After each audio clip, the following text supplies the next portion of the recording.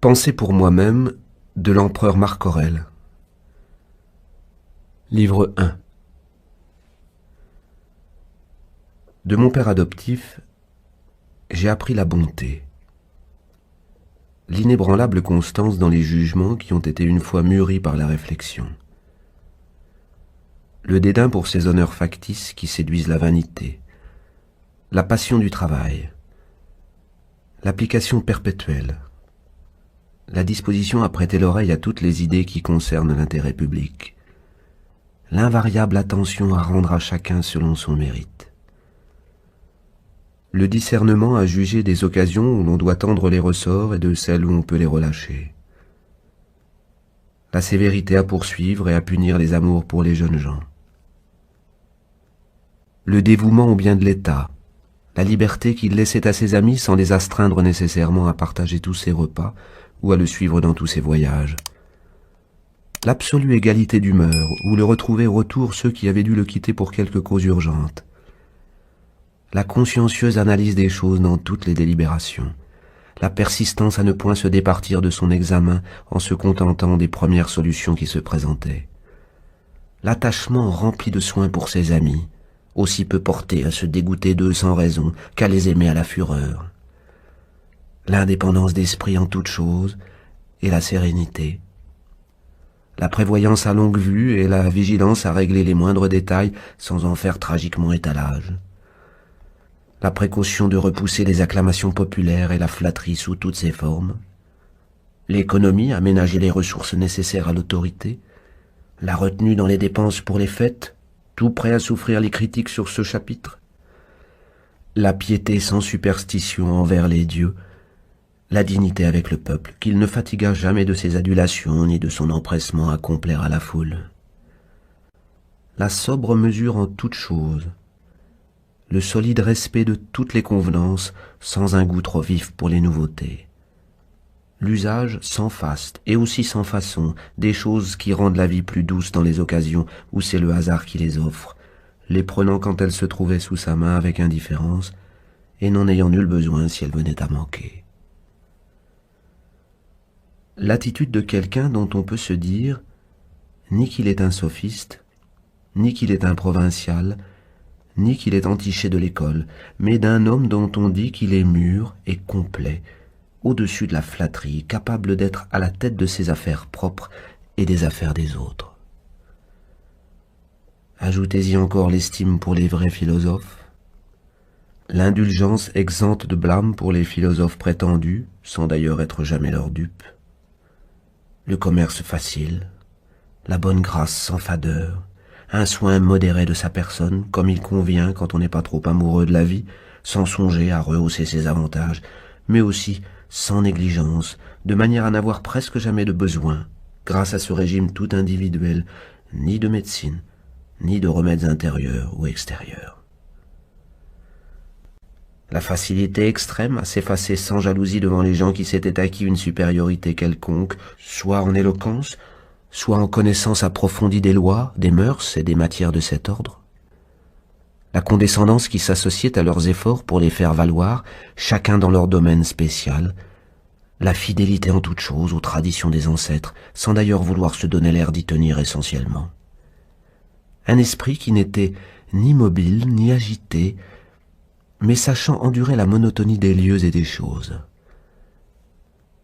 Reprenant les occupations habituelles dès que le permettaient des maux de tête cruels avec plus d'ardeur et de vivacité que jamais, n'ayant pas beaucoup de secrets qui lui appartinssent, et ces secrets en très petit nombre et fort rares, ne concernant guère que l'État.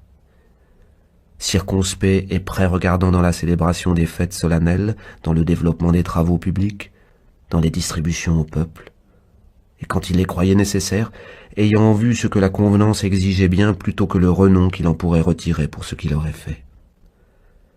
Ne prenant jamais de bain hors des heures régulières, sans passion pour les bâtisses, ne songeant nullement à la composition de ses repas, ni à la qualité ou à la couleur de ses habits, ni à la beauté de ses gens. Ses vêtements étaient faits de la laine de l'Orium, sa petite ferme, et le plus souvent de la laine de l'Anuvium. Le manteau qu'il avait à Tusculum était d'emprunt. Et toute sa façon était aussi simple, Jamais rien de dur, rien même de brusque, rien de pressé, et comme dit le proverbe, jamais jusqu'à la sueur. Mais toute chose faite avec pleine réflexion, comme à loisir, sans le moindre trouble, dans un ordre absolu, robustement et en harmonieuse correspondance de toutes les parties. C'est bien à lui que s'applique cette louange adressée jadis à Socrate, qu'il savait s'abstenir et jouir de ces choses dont la plupart des hommes ne s'abstiennent qu'à contre-cœur et dont ils jouissent en s'y abandonnant avec ivresse. Demeurer fort dans l'une et l'autre rencontre, conserver constamment sa vigueur et sa tempérance, n'appartient qu'à l'homme qui a l'âme ferme et invincible, comme fut mon père. Je dois aux dieux d'avoir eu de bons aïeuls, de bons parents, une bonne sœur, de bons maîtres, des serviteurs, des proches, des amis, qui tous étaient bons également, presque sans exception. À l'égard d'aucun d'eux, je ne me suis jamais laissé aller à quelque inconvenance, bien que par disposition naturelle je fusse assez porté à commettre des fautes de ce genre. Mais la clémence des dieux a voulu qu'il ne se rencontrât jamais un tel concours de circonstances qui pût révéler en moi ce mauvais penchant. Grâce à eux encore, j'ai pu ne pas rester trop longtemps chez la concubine de mon grand-père. J'ai pu sauver la fleur de ma jeunesse sans me faire homme avant le moment. J'ai pu même sous ce rapport gagner un peu de temps, vivre sous la main d'un prince et d'un père qui devait déraciner en moi tout orgueil, et m'amener à être convaincu qu'on peut, tout en vivant dans une cour, n'avoir nul besoin, ni de garde, ni de costumes éclatants, ni de lampes, ni de statues, ni de tout ce faste inutile, et qu'on peut toujours s'arranger pour se rapprocher le plus possible de la condition privée, sans avoir pour cela plus de timidité ou de faiblesse quand il faut donner des ordres au nom de l'intérêt public. Les dieux m'ont aussi accordé d'avoir un frère dont le caractère était fait pour éveiller ma vigilance sur moi-même et qui en même temps faisait mon bonheur par la confiance et l'affection qu'il me montrait. Grâce à eux aussi, je n'ai point éprouvé le malheur d'avoir des enfants laids ou contrefaits. Je n'ai point poussé plus loin qu'il ne fallait la rhétorique, la politique, ni tant d'autres études où j'aurais peut-être été retenu plus que de raison si j'avais trouvé que j'y fisse de faciles progrès. Je me suis hâté d'élever tous les maîtres qui avaient fait mon éducation aux honneurs qu'il me semblait désirer. Et je ne les ai point bercés de l'espoir que, puisqu'ils étaient jeunes encore, ce ne serait que plus tard que je m'occuperais d'eux. Les dieux m'ont accordé la faveur de connaître Apollonius, Rusticus, Maxime, qui m'ont donné l'idée claire et lumineuse de ce que doit être la vie selon la nature, et qui souvent m'en ont offert l'exemple dans toute sa réalité. De telle sorte que du côté des dieux, par leurs bienfaits, leurs secours et leurs inspirations, rien ne me manque plus pour vivre comme la nature le veut, et que si je suis encore loin du but, je ne puis m'en prendre qu'à moi-même de n'avoir point écouté leurs conseils, et je pourrais dire leurs leçons. Si mon corps a supporté jusqu'à cette heure les règles d'une telle vie, si je n'ai touché ni à Bénédicta ni à Théodote, si plus tard livré aussi aux passions de l'amour, j'ai pu en guérir, si dans mes fréquentes colères contre Rusticus, je n'ai jamais rien fait de plus que j'ai eu à regretter, si ma mère qui devait mourir à la fleur de son âge a pu cependant passer avec moi ces dernières années, si jamais dans les occasions où j'ai voulu secourir quelqu'un dans un besoin d'argent ou dans tout autre embarras, je ne me suis entendu répondre que je ne pouvais avoir les fonds nécessaires à mon dessein. Si jamais nécessité pareille de recevoir quelque chose d'autrui n'a pesé sur moi, si ma femme est d'une nature docile, affectueuse et simple, si j'ai pu rencontrer tant d'excellentes personnes pour l'éducation de mes enfants, si des remèdes m'ont été révélés dans mes songes, particulièrement contre les crachements de sang et les vertiges, à Gaète tout comme à Crise, si dans ma passion pour la philosophie je ne suis pas tombé aux mains de quelque sophiste, si je ne me suis pas entêté aux ouvrages de quelque écrivain ou à la solution des syllogismes ou à la recherche des phénomènes célestes, tant d'avantages ne peuvent venir que de l'aide des dieux et des grâces qu'ils daignent accorder.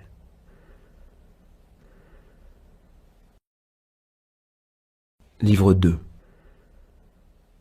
C'est en songeant toujours qu'à l'instant même tu peux fort bien sortir de la vie qu'il faut régler chacune de tes actions et de tes pensées.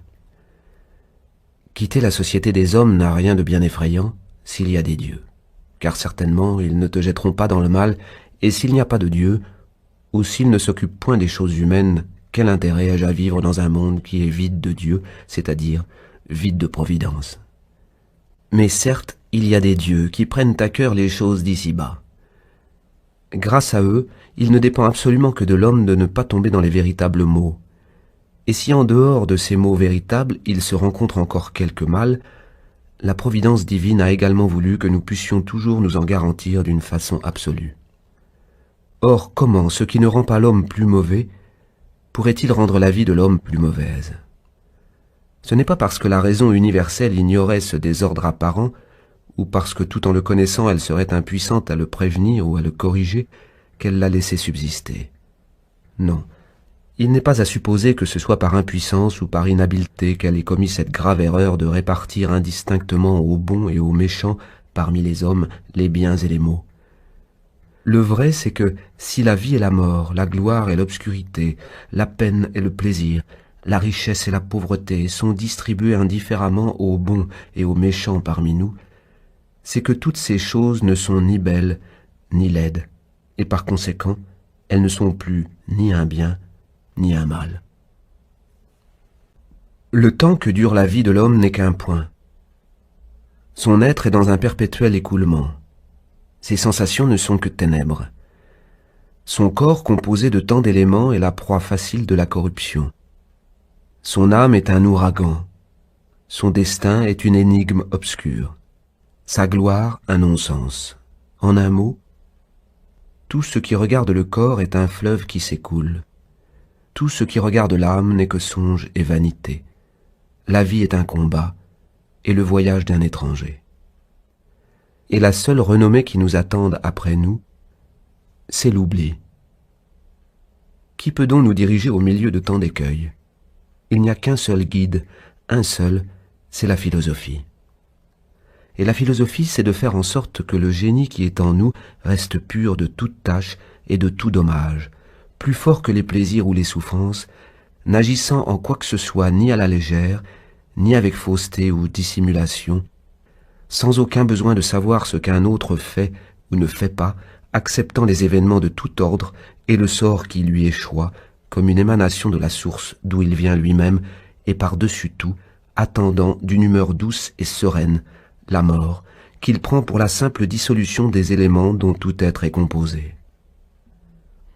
Or, si pour les éléments eux-mêmes ce n'est point un mal quelconque que de changer perpétuellement les uns dans les autres, pourquoi regarder d'un mauvais œil le changement et la dissolution de toute chose? Ce changement est conforme aux lois de la nature, et dans ce que fait la nature, il n'y a jamais rien de mal. Livre 3. Ce n'est pas le tout de se dire que chaque jour la vie se perd et que ce qui nous en reste diminue sans cesse. Il faut aussi se répéter que l'existence, fût-elle beaucoup plus longue, nous ne sommes jamais sûrs que notre esprit demeurera jusqu'au bout également capable de bien comprendre la vérité et de s'élever à ces hautes spéculations qui nous conduisent à la connaissance des choses divines et humaines. Ne se peut-il pas en effet qu'on tombe en un commencement de démence, sans que pour cela la respiration, la nutrition, l'imagination, les désirs et toutes les autres facultés de même ordre viennent à défaillir en nous? Mais jouir pleinement de soi, mesurer exactement le nombre et l'espèce de tous ses devoirs, être en état de préciser le moment où l'on doit s'éconduire soi-même de la vie, et tant d'autres actes qui, comme cela, exigent la raison la plus éprouvée par des luttes antérieures, ce sont là des puissances qui s'éteignent prématurément en nous. Ainsi donc, voilà des motifs de se hâter, non pas seulement parce qu'à chaque instant nous nous rapprochons de la mort, mais de plus parce que la conception des choses et leur enchaînement peuvent nous échapper avant la vie même. Il est d'autres considérations analogues qu'il ne faut pas davantage perdre de vue. Ainsi, les objets acquièrent je ne sais quelle grâce et quel attrait par les accidents mêmes qui leur surviennent. Par exemple, le pain, quand il cuit, crève sur quelques points, Et il se trouve cependant que les trous qui se forment et qui sont réellement des fautes dans l'art et le dessin de la boulangerie présentent une certaine convenance et stimulent en nous l'appétit des aliments. C'est de même encore que les figues se fendent quand elles sont tout à fait à point et que dans les olives qui sont mûres, ce goût, qui annonce l'approche de la décomposition, ajoute aux fruits une saveur toute particulière. De même encore, les épis penchant vers le sol, le fier sourcil du lion, l'écume ruisselant de la gueule des sangliers, et tant d'autres choses qui, si on les regarde en soi, sont fort loin d'être belles, contribuent néanmoins à donner aux êtres un nouveau charme qui nous ravit. Concluons donc que, si quelqu'un avait la passion d'étudier les phénomènes de l'univers, et les comprenait plus profondément qu'on ne le fait d'ordinaire, il ne trouverait pas une seule chose, pour ainsi dire, qui n'offrit un agrément spécial dans ses rapports avec l'ensemble, même parmi les phénomènes qui ne sont que des conséquences tout à fait secondaires. S'il considérait à ce point de vue les bêtes les plus féroces, ouvrant leur gueule toute béante, il ne s'y plairait pas moins qu'à ces imitations sorties de la main des peintres et des sculpteurs. Ses regards intelligents ne manqueraient pas de découvrir dans les traits d'une vieille femme ou d'un vieillard une grâce et une beauté secrète qui rappelleraient les charmes de l'enfance. Mais tout le monde n'est pas fait pour pénétrer ces mystères, et ces jouissances sont réservées exclusivement aux sages qui se familiarisent avec la nature et avec ses œuvres. Livre 4. On va se chercher de lointaines retraites dans les champs, sur le bord de la mer, dans les montagnes, et toi-même aussi tu ne laisses pas que de satisfaire volontiers les mêmes désirs. Mais que tout ce soin est singulier puisque tu peux toujours, quand tu le veux, à ton heure, trouver un asile en toi-même. Nulle part, en effet, l'homme ne peut goûter une retraite plus sereine ni moins troublée que celle qu'il porte au-dedans de son âme, surtout quand on rencontre en soi ces ressources sur lesquelles il suffit de s'appuyer un instant, pour qu'aussitôt on se sente dans la parfaite quiétude. Et par là, quiétude, je n'entends pas autre chose qu'une entière soumission à la règle et à la loi. Que de temps pourrait se ménager en ne regardant point à ce qu'a dit le voisin, à ce qu'il a fait, à ce qu'il a pensé, et en ne songeant qu'à ce qu'on fait soi-même, afin de rendre toutes ses actions justes et saintes. Oui, à l'exemple de l'homme de bien, il faut ne point plonger ses regards dans les mœurs ténébreuses, mais marcher tout droit sur la ligne, sans le moindre écart. Tout ce qui est beau, en quelque genre que ce puisse être, est beau de soi seul, et n'aboutit qu'à soi-même sans que la louange qu'on peut en faire en constitue une partie essentielle. Ainsi donc, un objet quelconque, parce qu'on le loue, n'en est ni pire ni meilleur, et ce que je dis ici s'applique aux choses qu'on qualifie de belles dans un sens plus vulgaire, à savoir les objets purement matériels et les œuvres de l'art. Quand une chose est belle réellement, de quoi peut-elle avoir encore besoin ? Il ne lui manque absolument rien, pas plus qu'à la loi, pas plus qu'à la vérité, pas plus qu'à la bonté ou à la pudeur. De tous ces biens, en est-il un qui soit beau parce qu'on le loue, ou qui puisse périr parce qu'on le critique ? Une émeraude perd-elle du prix qu'elle avait parce qu'on ne la loue pas ? Et l'or et l'ivoire, et la pourpre et la lyre, et le poignard et la fleur, et l'arbuste ? Si c'est être étranger au monde que d'ignorer les éléments qui le composent, ce n'est pas l'être moins que d'ignorer ce qui s'y passe. On n'est qu'un fuyard quand on se soustrait aux lois et à la raison de la cité. On n'est qu'un aveugle quand on ferme l'œil de l'entendement, un mendiant quand on a besoin d'autrui et qu'on ne sait pas se procurer par soi-même tout ce qu'il faut pour vivre. Une superfétation du monde, quand on s'y dérobe et qu'on s'isole de l'existence de la commune nature, en se révoltant contre ce qui arrive, car c'est elle qui produit les événements, comme c'est elle qui t'a produit toi-même. Enfin, on n'est plus qu'un fragment détaché de la cité, quand on détache son âme de celle des êtres raisonnables, dont on brise ainsi l'unité.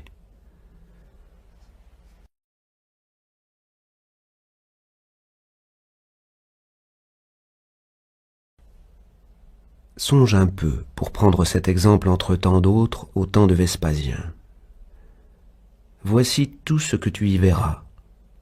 On se marie, on élève ses enfants, on est malade, on meurt, on fait la guerre, on est en fête, on trafique, on cultive, on flatte, On a de l'arrogance, on a des soupçons, on dresse des embûches, on ourdit la perte de ses ennemis, on se plaint de l'état où l'on est, on fait l'amour, on amasse de l'argent, on brigue le consulat, on recherche la couronne.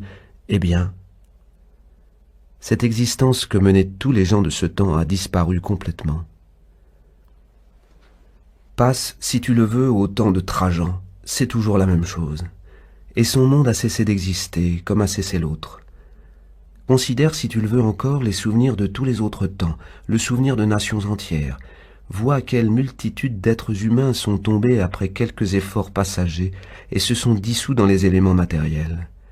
Surtout, rappelle-toi ceux que tu as vus toi-même s'épuiser en vains projets, négligeant d'accomplir ce qu'exigeaient leurs conditions particulières, oubliant de s'y tenir opiniâtrement et de s'en contenter. Une autre chose non moins nécessaire, c'est de te souvenir que chacun des actes auxquels on se livre a son mérite propre et son harmonie avec le tout. En prenant ainsi les choses, tu n'auras jamais de mécompte puisque tu n'auras pas donné à des choses inférieures plus de prix qu'elles n'en ont réellement. Les mots qui naguère étaient compris de tout le monde ont aujourd'hui besoin d'explications. Il en est de même des noms qui jadis étaient les plus illustres et qui à cette heure ont aussi besoin en quelque sorte qu'on les explique. Camille, Quéson, Volésus, Léonatus, et peu de temps après eux, Scipion et Caton, puis ensuite Auguste, et ensuite encore Adrien et Antonin, tous ces noms s'effacent pour passer bientôt à l'état de légende. Le plus parfait oubli les a bien vite submergés. Encore, je ne parle ici que de ceux qui ont jeté, on peut dire, un éclat prodigieux,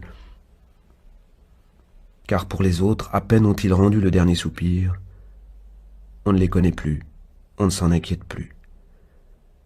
Qu'est-ce donc après tout même que cette éternelle mémoire? Une pure vanité. Alors à quoi donc devons-nous appliquer nos soins? À une seule chose, et la voici. Pensée dévouée à la justice, activité consacrée au bien commun, disposition à aimer tout ce qui nous arrive comme chose nécessaire, comme chose familière, qui découle du principe et de la source d'où nous venons nous-mêmes. Ne te lasse point de considérer tout ce qui par un simple changement se produit en ce monde, et dis-toi bien que la nature universelle n'aime rien tant que de changer les choses qui existent, et d'en faire de nouvelles toutes pareilles à celles qui disparaissent. Car ce qui est toujours, on peut dire, le germe de ce qui doit en sortir. Mais toi, tu ne prends pour des germes que ceux qui sont déposés ou dans la terre ou dans une matrice, sans te douter que c'est là une opinion des plus grossières. Ton mal ne peut jamais être dans l'âme d'un autre, pas plus qu'il n'est dans les variations ou le changement de ton enveloppe matérielle. Où peut donc être réellement ton mal? Là où est aussi pour toi la faculté qui juge des biens et des maux. Que cette faculté s'abstienne de juger, et alors tout est bien. Que ton pauvre corps, qui est son voisin le plus proche, soit mutilé, brûlé, couvert d'ulcères et de plaies qui le dévorent, la partie qui en toi juge de tout cela doit garder néanmoins la paix la plus profonde, c'est-à-dire qu'elle doit toujours penser qu'il n'y a ni mal ni bien dans tous ces accidents qui peuvent frapper également les méchants et les bons. Car il faut se dire que tout ce qui peut indifféremment atteindre celui-là même qui vit selon la nature n'est ni selon la nature, ni contre ses lois.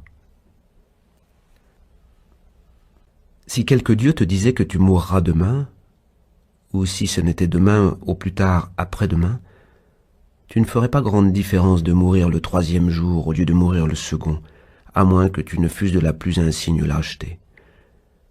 En effet, que serait un tel sursis? Eh bien, pense absolument de même que ce n'est pas grand état de mourir après de longues années, plutôt que demain. Pensez sans cesse à la mort de tant de médecins qui avaient eux-mêmes si souvent froncé le sourcil au lit des malades, de tant d'astrologues mathématiciens qui avaient cru faire merveille en pronostiquant la mort des autres, de tant de philosophes qui avaient composé tant de dissertations sans fin sur la mort et l'immortalité, de tant de guerriers qui avaient tué tant de monde, de tant de tyrans qui avec une férocité hautaine avaient usé du droit de vie et de mort comme s'ils eussent été eux-mêmes immortels, enfin à la mort de tant de cités, car les cités meurent aussi, on peut dire, témoin Hélice, Pompéi, Herculanum et cette foule d'autres villes qu'on ne saurait compter, repasse en ta mémoire les gens que tu as toi-même connus mourant l'un après l'autre, celui-ci menant le deuil de celui-là, et bientôt enseveli lui-même par tel autre qui succombe à son tour, et tout cela en quelques instants. Pour le dire en un mot, il faut toujours considérer les choses humaines comme éphémères et de bien peu de prix. Où doit donc passer ce moment imperceptible de la durée conformément à la nature, et quitter la vie avec sérénité, comme une olive mûre qui tombe en remerciant la terre qui l'a produite et en rendant grâce à l'arbre qui l'a portée. Livre 5. Le matin, quand tu as de la peine à te lever, voici la réflexion que tu dois avoir présente à l'esprit. Je me lève pour faire mon œuvre d'homme. Je vais remplir les devoirs pour lesquels je suis né et j'ai été envoyé en ce monde. Pourquoi donc faire tant de difficultés? Ai-je été créé pour rester ainsi, chaudement, sous des couvertures? Mais cela me fait plus de plaisir. Es-tu donc né pour le plaisir uniquement? N'est-ce pas au contraire pour toujours travailler et toujours agir? Ne vois-tu pas que les plantes, les oiseaux, les fourmis, les araignées, les abeilles concourent chacune dans leur ordre à l'ordre universel? Et toi tu refuserais d'accomplir tes fonctions d'homme? Tu ne t'élancerais pas avec ardeur à ce qui est si conforme à ta nature? Mais diras-tu, il faut bien que je me repose. D'accord, le repos est nécessaire, mais la nature a mis aussi des bornes à ce besoin, comme elle en a mis au besoin de manger, de boire. En cela pourtant, tu vas au-delà des bornes et tu dépasses ce qu'il te faut. Au contraire, quand tu agis, tu n'en fais pas autant, et tu restes en deçà de ce que tu pourrais faire. Cette négligence tient à ce que tu ne t'aimes pas sérieusement toi-même, car autrement, tu aimerais ta nature. Ceux qui aiment réellement l'art spécial qu'ils cultivent se dessèchent sur les œuvres que cet art leur inspire, oublieux du boire, oublieux du manger, et toi tu apprécies ta propre nature moins que le tourneur n'apprécie l'art du tour, moins que le danseur n'apprécie l'art de la danse, moins que l'avare n'apprécie son argent, ou le glorieux sa vaine gloire. Quand tous ces gens-là sont à leur ardent labeur, ils songent moins à manger ou à dormir qu'à avancer l'œuvre dont ils s'occupent si passionnément. Et toi, tu trouves les devoirs que la société impose à ses membres moins importants et moins dignes de tes soins? Je veux bien que tu n'aies pas une profondeur d'esprit qui provoque l'admiration générale, mais il est une foule d'autres qualités pour lesquelles tu ne peux pas dire « la nature ne m'a pas favorisé ». Fais donc tout ce qui dépend absolument de toi seul. Sois franc, sérieux, patient à la fatigue, sans passion pour le plaisir, sans plainte contre le sort, vivant de peu, cordial, libre, dédaigneux du superflu, sobre de parole, magnanime. Est-ce que tu ne le vois pas? Que de choses ne peux-tu pas faire dès à présent pour lesquelles tu n'as pas la moindre excuse d'incapacité naturelle ou d'inaptitude, et où cependant tu restes, de ton plein gré, dans une inertie qui te rabaisse? Est-ce par hasard une impuissance de nature qui te nécessite à gronder sans cesse, à être nonchalant, à te flatter, à écouter ton malheureux corps que tu accuses de tous les maux, à t'occuper de toi avec complaisance, à t'ajuster et à troubler ton âme de ses vains soucis? Non, certainement. Et tu aurais pu dès longtemps te débarrasser de ces défauts. Seulement, tout ce qu'on aurait pu encore te reprocher c'eût été d'avoir tant tardé à le faire et d'avoir eu trop de peine à écouter la raison, car tu aurais dû depuis de longues années t'y exercer, en désapprouvant dans ton cœur cette inertie et en n'en faisant point tes délices.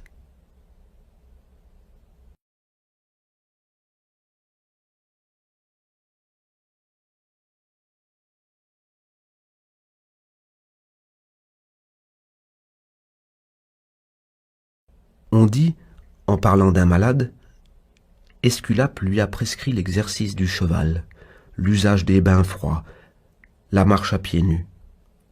On peut dire tout à fait de même, la nature universelle a prescrit pour cet homme la maladie, la mutilation d'un membre, la perte des êtres les plus chers, ou telle autre épreuve non moins pénible. Et quand je dis prescrit, cela signifie d'une part que le médecin a ordonné ces remèdes en vue de la santé, et d'autre part que tout ce qui arrive à chacun de nous est également ordonné pour nous, conformément au destin. Et encore, lorsque nous disons que tout est arrangé pour nous, c'est au sens où les ouvriers le disent des pierres carrées des murs et des pyramides qui s'arrangent entre elles et s'encastrent régulièrement selon la disposition qu'on leur donne. Dans la totalité des choses, il n'y a qu'une seule et unique harmonie. Et de même que l'univers, qui est le corps immense que nous voyons, est rempli et se compose de tous les corps particuliers, de même, le destin, qui est la cause que nous savons, se compose de toutes les causes particulières. L'opinion que j'exprime ici est aussi celle des gens les plus simples, car on s'entend dire à tout moment « c'était là son sort ». Oui, certes, c'était bien le sort qui lui était réservé. C'était bien là ce qui avait été réglé pour lui dans l'ensemble des choses. Ainsi donc, acceptons tout cela comme nous acceptons les remèdes qu'Esculape nous ordonne. Bien souvent, ces prescriptions nous sont douloureuses, mais nous les agréons dans l'espérance d'y retrouver la santé que nous avons perdue. Considère l'accomplissement des décrets de la commune nature et le but auquel ils concourent à peu près comme tu considères ta propre santé. Aime également tout ce qui t'arrive dans la vie, quelque dur que l'épreuve puisse te paraître, parce que tout cela conduit à un résultat, qui est la santé du monde, et que tout cela facilite les voies de Jupiter et l'heureuse exécution de ses desseins. Il n'eût point rendu ce décret pour aucun de nous si ce décret n'avait point importé à l'ensemble des choses. Car la nature ne fait jamais rien qui s'égare et qui ne concorde pas avec le plan général qu'elle s'est prescrit. Voilà donc 2 raisons pour aimer tout ce qui t'arrive.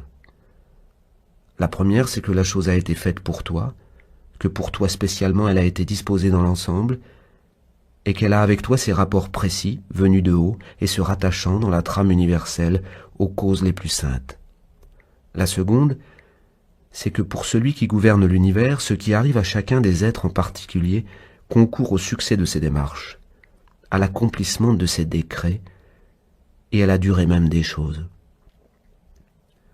C'est mutiler le tout que de retrancher quoi que ce soit de son enchaînement et de sa continuité dans les causes qui le forment, aussi bien que dans les parties qui le composent. Or c'est te retrancher toi-même de ce tout, autant qu'il dépend de toi, que de te révolter contre ses lois, et en quelque façon, c'est le détruire. Les choses sont, pour ainsi dire, enveloppées d'une telle obscurité que des philosophes, et ce ne sont ni les moins nombreux ni les moins illustres, ont déclaré qu'elles leur semblaient tout à fait incompréhensibles. Les stoïciens eux-mêmes trouvent qu'elles sont tout au moins très difficiles à comprendre, et que notre intelligence, dans toutes ses facultés, est exposée sans cesse à faillir. En effet, d'abord, où est l'homme dont le jugement ait été toujours infaillible ? Considérons, si tu le veux, les faits extérieurs, mais que leur durée est passagère, que leur prix est misérable, puisqu'ils peuvent être aux mains d'un débauché, d'une courtisane, d'un scélérat. Regarde ensuite au caractère des gens avec qui tu vis. Le plus bienveillant des hommes a grand-peine à les supporter, que dis-je. Il n'est pas un d'eux qui n'ait peine à se supporter lui-même. Dans ces profondes ténèbres, dans ces ordures, dans ce torrent de la substance et du temps, du mouvement, de toutes les choses que le mouvement entraîne, je ne puis apercevoir quoi que ce soit qui doive mériter notre estime ou même mériter nos soins. Bien loin de là, il n'y a pour se fortifier le cœur qu'à attendre de sang-froid la dissolution naturelle de son être, à ne pas s'impatienter si elle tarde, et à puiser la paix dans ces 2 seuls principes, le premier qui est de se dire « il ne m'arrivera rien qui ne soit conforme à la nature universelle des choses », le second, il m'est toujours possible de ne rien faire qui puisse blesser mon Dieu et le génie que je porte en moi, car il n'est personne au monde qui puisse me forcer à violer leurs lois. Il est bien entendu que les choses elles-mêmes n'ont pas le moindre contact avec notre âme. Elles n'y ont pas d'accès possible, elles ne peuvent ni la changer, ni la mouvoir. L'âme seule a la puissance de se modifier elle-même et de se donner le mouvement. Et c'est d'après les jugements qu'elle croit devoir porter qu'elle façonne à son usage les choses du dehors. À certains égards, l'homme est pour nous tout ce qu'il y a de plus proche, parce que dans nos rapports avec nos semblables, nous devons leur faire du bien et les tolérer. Mais en tant qu'un homme fait obstacle à l'accomplissement de mes devoirs personnels, l'homme devient alors pour moi un être indifférent, tout aussi bien que pourrait l'être ou le soleil, ou le vent, ou un animal quelconque. Eux aussi, en certains cas, peuvent arrêter mon activité, mais au fond, ce ne sont pas là de vrais obstacles à ma volonté et à mes dispositions morales, parce que je puis toujours ou m'abstraire des choses, ou leur donner un autre tour. La pensée, en effet, transforme tout ce qui faisait obstacle à notre activité et l'emploie à son premier dessein. Et alors, ce qui vous empêchait d'agir facilite votre action. Ce qui vous barrait la route vous aide à parcourir cette route même. Que la partie de ton âme qui te conduit et te gouverne demeure inaccessible à toute émotion de la chair, agréable ou pénible. Qu'elle ne se confonde pas avec la matière à laquelle elle est jointe, qu'elle se circonscrive elle-même, et qu'elle relègue dans les organes matériels ces séductions qui pourraient l'égarer. Mais lorsque par suite d'une sympathie d'origine étrangère, ces séductions arrivent jusqu'à la pensée, grâce au corps qui est uni à l'âme, il ne faut pas alors essayer de résister à la sensation qui est naturelle, mais éviter que le principe directeur n'ajoute de lui-même cette présomption qu'il y a là bien ou mal. Livre 6. Où le monde est un chaos, un pêle-mêle, une infinie dispersion, où il y a en lui unité, ordre, providence. Dans le premier cas, comment puis-je désirer de rester dans cette confusion pitoyable, dans cet affreux cloaque? À quoi puis-je songer si ce n'est à savoir comment un jour je deviendrai cendre et poussière? Pourquoi donc irais-je me troubler? Car j'aurai beau faire.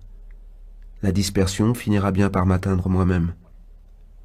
Dans le second cas, j'adore, et je m'assure en mettant ma ferme confiance dans l'être qui ordonne tout.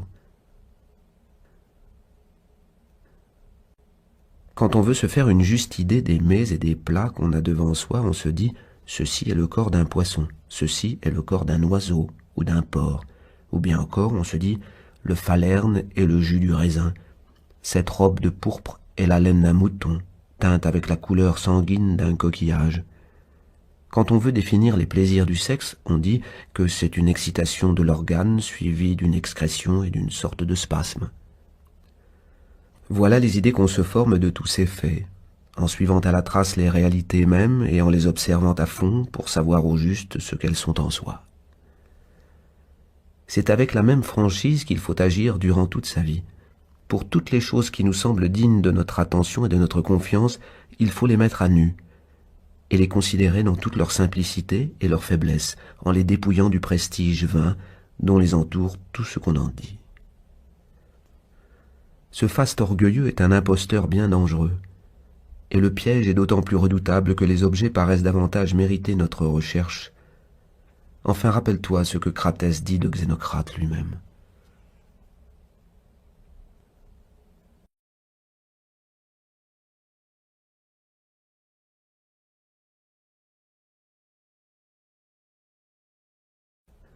C'est assez peu de choses d'estimables que de transpirer comme le font les plantes, de respirer comme le font les animaux domestiques ou sauvages. Ce n'est pas beaucoup plus de pouvoir imprimer en son esprit les images des choses et de pouvoir faire obéir ses nerfs à ses instincts. Ce n'est pas non plus merveille de vivre en société, ni de préparer ses aliments, car tout cela vaut à peu près la fonction du corps qui excrète le résidu de la nourriture qu'on a prise. Qu'y a-t-il donc au monde qui mérite notre estime? Est-ce d'être loué et applaudi? Pas du tout. Par conséquent, les acclamations et les cris d'enthousiasme n'ont guère plus de prix, et les félicitations de la foule ne sont qu'un vain tapage de voix. Ainsi, tu ferais bien de laisser là cette prétendue gloire. Que reste-t-il donc qui soit digne de ton estime? Je te le dis, c'est à mon sens d'agir suivant l'organisation qu'on a et de tendre sans cesse au but que les études les plus attentives et la science nous indiquent. La science, en effet, ne s'applique tout entière qu'à ce point unique de faire en sorte que le moyen employé par nous s'adapte le plus convenablement possible à l'objet pour lequel il est préparé. Le vigneron n'a pas d'autre vue dans les soins qu'il donne à la vigne, tout comme le palefrenier en dressant les chevaux, le veneur en instruisant les chiens, de même aussi que les précepteurs et les maîtres en donnant des leçons aux enfants. Voilà ce qui a sérieusement du prix. Et quand une fois tu auras réglé ce point essentiel, tu feras bien peu de cas de tout le reste, Ne sera-ce pas même là un motif pour que tu cesses d'estimer tant d'autres choses? Sans cela, tu ne seras jamais ni libre, ni indépendant, ni maître de tes passions. Il te faudra haïr, jalouser, soupçonner ceux qui sont en mesure de t'enlever ce que tu as, ou il te faudra combattre ceux qui ont ce que tu désires si ardemment. En un mot, quand on éprouve de ces misérables besoins, on en est réduit à vivre dans un trouble profond. Et l'on élève à tout instant ses plaintes, même contre les dieux. Au contraire, en respectant et en honorant la pensée qui est en toi, tu te rendras aimable à tes propres yeux. Tu te mettras en harmonie avec tes compagnons et en accord avec les dieux, c'est-à-dire que tu les remercieras de tous leurs dons et de tous leurs décrets. Quelle singulière contradiction! On a grand-peine à louer les gens de son temps et les personnes qui vivent avec nous, et quant à soi, on désire ardemment être loué par la dernière postérité, c'est-à-dire par des gens qu'on n'a jamais vus et qui ne vous verront jamais. Autant vaudrait se désoler de n'avoir point obtenu les louanges flatteuses qu'auraient pu nous donner les siècles précédents.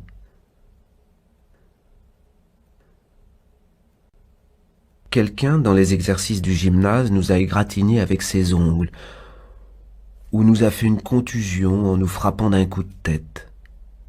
Nous ne paraissons même pas nous en apercevoir. Surtout, nous n'en sommes point offensés, et nous ne le prendrons pas plus tard pour un homme que nous devions soupçonner de nous tendre des pièges. Toutefois, nous nous en méfions. Mais ce n'est pas comme d'un ennemi, ce n'est pas une méfiance hostile. Et si nous l'évitons, c'est avec bienveillance. Sachons en faire autant dans tous les autres détails de la vie. Il y a bien des choses que nous pouvons garder pour nous, comme si nous nous exercions encore au gymnase. Car il est toujours loisible, ainsi que je viens de le dire, d'éviter les gens sans avoir contre eux ni soupçon, ni haine. Veille à ne pas tomber au nombre des Césars, à ne pas t'empreindre de leurs couleurs, comme cela s'est vu. Tâche donc de rester simple, honnête, intègre, digne, sans faste, ami de la justice, plein de piété envers les dieux, bienveillant, dévoué à ceux que tu aimes, toujours prêt à remplir les devoirs qui sont les tiens. Combat sans cesse pour demeurer tel que la philosophie a voulu te rendre. Adore les dieux, protège les hommes, la vie est courte, et l'unique fruit de la vie que nous menons sur terre, c'est une disposition sainte de notre cœur, ce sont des actes utiles à la communauté. Tout cela, c'est l'enseignement qui convient à l'élève d'Antonin. Souviens-toi de tout ce qu'il était. Rappelle-toi sa fermeté dans l'exécution des actes qu'inspirait la raison, son égalité d'humeur dans toutes les conjonctures, sa sainteté, la sérénité de son visage, sa douceur, son dédain de la vaine opinion, son amour-propre à bien saisir le sens des choses, son habitude de ne jamais en laisser une seule sans l'avoir approfondie et parfaitement comprise, de supporter avec patience les reproches injustes sans jamais s'oublier à les rendre, de ne jamais rien précipiter, de ne pas accueillir les calomnies, de scruter avec le plus scrupuleux examen les caractères et les actes des gens, de ne jamais se permettre contre personne des injures, de mauvais propos, des soupçons, des sophismes. Rappelle-toi sa simplicité à se contenter de peu pour son logis, pour son vêtement, pour sa table, pour son service personnel, son amour du travail, sa persévérance, sa sobriété, qui, grâce à la régularité de sa vie, lui permettait de travailler jusqu'au soir sans même éprouver aucune nécessité en dehors de l'heure accoutumée. La sûreté et la parfaite égalité de son commerce avec ses amis, sa patience à supporter les contradictions qu'on opposait à ses idées, sa satisfaction quand on lui montrait une idée meilleure, enfin, sa dévotion sincère, sans superstition. N'oublie jamais tant de vertus, afin que l'heure suprême te trouve comme elle l'a trouvé, avec la conscience du bien que tu auras tâché de faire. Je suis composé d'un corps et d'une âme.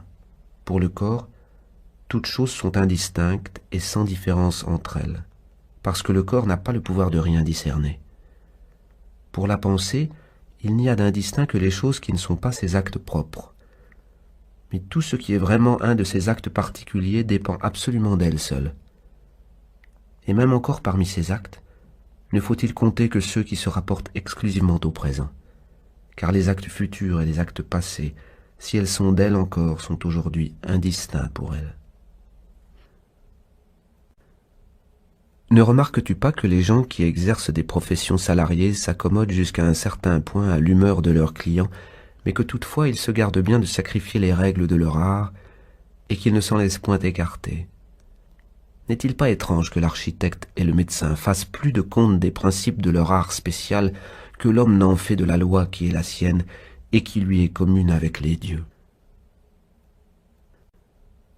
Celui qui a vu le temps où il vit a tout vu, et tout ce qui a été dans toute l'éternité, et tout ce qui sera dans un avenir également infini, car tout en général se ressemble, et tout est uniforme. Un instrument, un outil, un appareil quelconque, quand il remplit la fonction pour laquelle il a été conçu, est parfait. Et cependant, celui qui l'a fabriqué en est absent.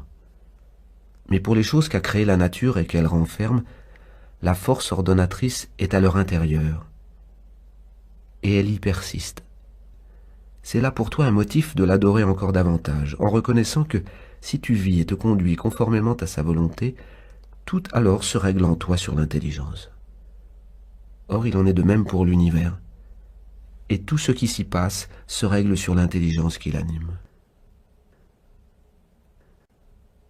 Quand pour des choses qui ne relèvent pas de ta libre préférence, tu t'imagines qu'elles sont ou un bien ou un mal pour toi, il faut nécessairement, lorsque ce mal vient à te frapper ou lorsque ce bien t'échappe, que tu t'en prennes aux auteurs réels ou que tu soupçonnes d'être les auteurs de tes mécomptes ou de ta souffrance. Dans tout cela, nous ne sommes si souvent injustes qu'à cause de l'importance que nous y attachons. Si les choses qui ne dépendent que de nous étaient les seules qui nous parussent bonnes ou mauvaises, il ne nous resterait plus le moindre prétexte, ni d'accuser Dieu, ni de faire à l'homme la guerre acharnée d'un ennemi.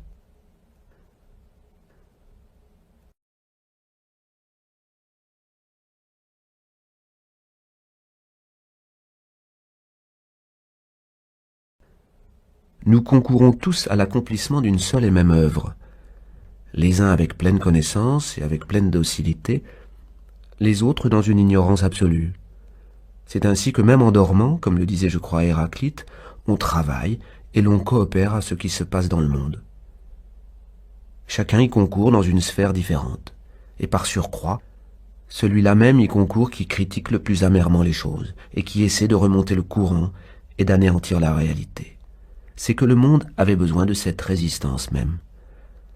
Comprendons enfin dans quel rang tu veux te placer, car celui qui ordonne toute chose se servira toujours de toi admirablement bien, et il t'accueillera dans le nombre de ceux qui travaillent à son œuvre et qui le secondent.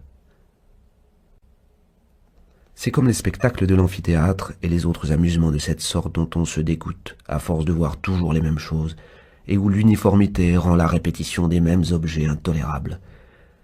On éprouve aussi une répugnance analogue durant le cours de la vie, car du haut jusqu'en bas, les choses sont les mêmes. Et elles ont les mêmes causes. Ainsi donc, jusqu'à quand? Efforçons-nous de persuader les gens, mais s'ils ne t'écoutent pas, n'en agis pas moins selon les lois de la justice qui doit seule te conduire. Que si quelqu'un arrête ton action en t'opposant la force, tâche alors de bien prendre la chose et de ne pas t'en chagriner. Que l'obstacle même qui te gêne soit l'occasion pour toi de t'exercer à une autre vertu. Souviens-toi que ton désir ne pouvait être que conditionnel et que tu ne peux désirer rien d'impossible. Que voulais-tu donc en effet? Rien que de former en toi ce même désir? Or, tu as atteint ce but, et ainsi le résultat que nous poursuivions est obtenu.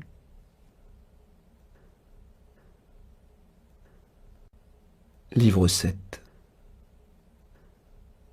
Comment pourrais-tu faire mourir en toi les jugements que tu formes autrement qu'en éteignant les perceptions sensibles qui y correspondent et qu'il ne tient absolument qu'à toi de raviver? Je puis toujours m'en faire l'idée qu'il faut en avoir, et du moment que je le puis, pourquoi m'en troubler? Les choses du dehors, puisqu'elles ne résident pas dans mon esprit, ne peuvent absolument quoi que ce soit sur mon esprit lui-même. Sois donc dans cette disposition et te voilà dans le vrai. Tu peux alors te faire une vie nouvelle. Examine encore une fois les choses comme tu les as vues naguère, car c'est là, précisément, se faire une vie nouvelle.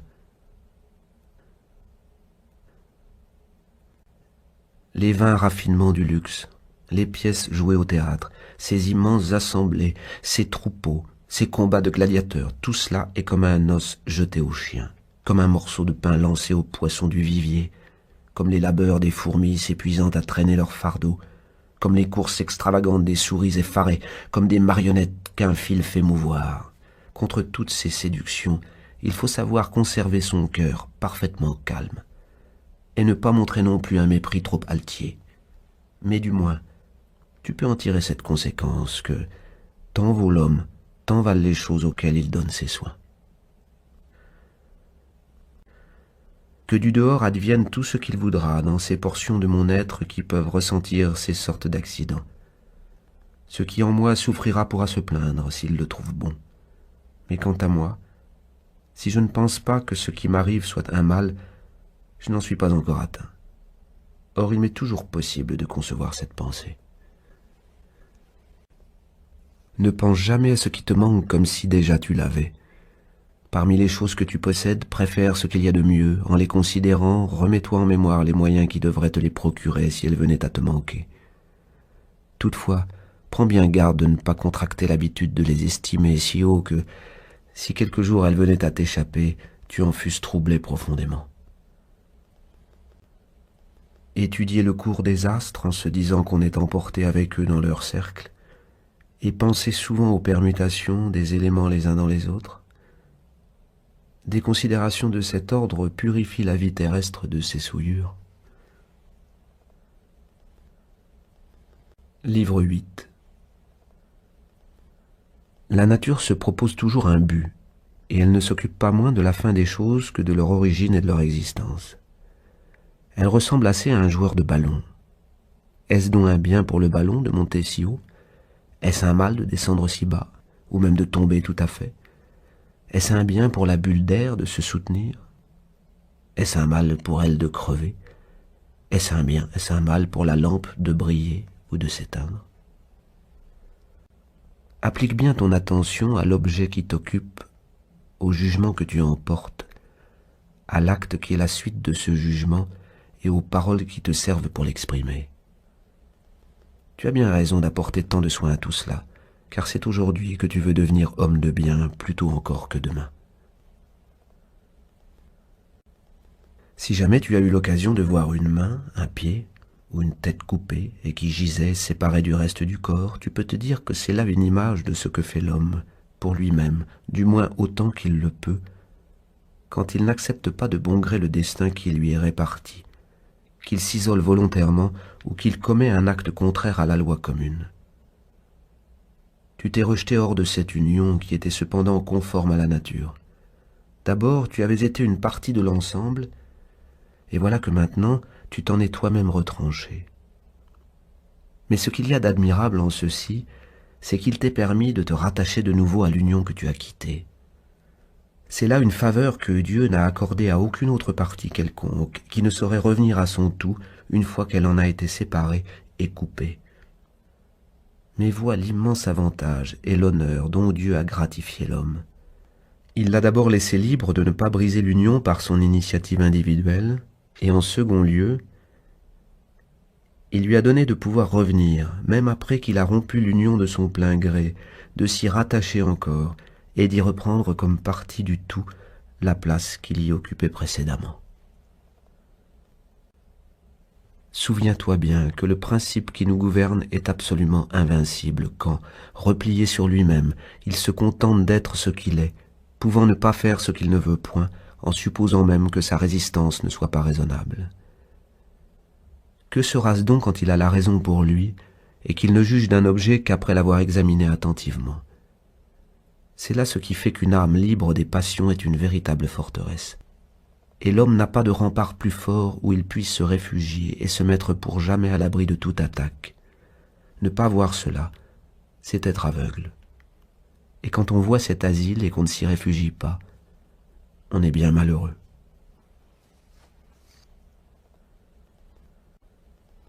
Ne t'en dis jamais à toi-même sur les choses plus que ne t'en annoncent les premières impressions. On t'apprend qu'un tel dit du mal de toi, soit, mais on ne t'apprend pas que tu en sois blessé. Je vois que mon enfant est malade? Oui, je le vois. Mais ce que je ne vois pas, c'est qu'il soit en danger. Sache donc toujours rester ainsi sur les impressions premières. N'y ajoute rien de ton propre fond, et de cette façon, elles ne sont rien. Ou plutôt, ajoute-y, mais en homme qui connaît de reste tous les accidents dont ce monde est le théâtre. Ce melon est amer, laisse-le. Il y a des ronces dans mon chemin. Détourne-toi. C'est tout ce qu'il faut faire. Mais n'ajoute pas « Pourquoi y a-t-il de pareilles choses dans le monde ?» Prends-y garde, par cette question tu te ferais moquer de toi par quelqu'un qui aurait étudié les lois de la nature, de même que tu prêterais à rire aux menuisiers ou aux cordonniers si tu allais leur reprocher les copeaux et les rognures qui sont dans leurs ateliers. Encore ces ouvriers ont-ils toujours la possibilité de jeter ces débris dans un autre endroit, tandis que la nature n'a pas un lieu quelconque dans l'univers qui soit en dehors d'elle.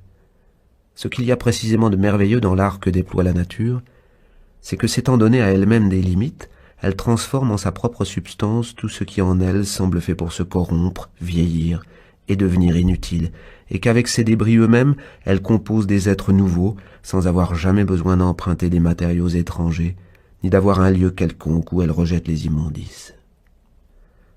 Elle sait donc se contenter et de l'espace qui est à elle, et de la matière qui lui appartient également, et de l'art qui est spécialement le sien.